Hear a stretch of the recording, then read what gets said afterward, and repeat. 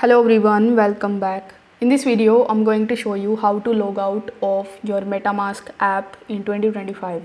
Now, first of all, we need to understand that logging out of MetaMask app in 2025 is different from any other traditional apps because MetaMask doesn't have a direct logout button.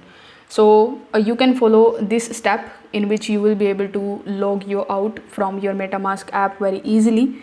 So in order to do it, first of all, you will have to come out of your MetaMask app and you just have to long press on its icon. Now you need to go into the app info of MetaMask, and here you will see this clear data option in the bottom right hand corner of the screen. Now you need to tap on clear data and then you need to tap on clear all data. Now once you tap on clear all data and press OK, you will be log you out of your MetaMask account, and once you try to open your MetaMask account, it will ask you to import your private key or your secret recovery phrase, or either create your account. Basically it will redirect you on the login page, so you just have to simply do this step in order to log out of MetaMask app in 2025. If this video helped you out, give it a like and subscribe to the channel. Thank you so much for watching.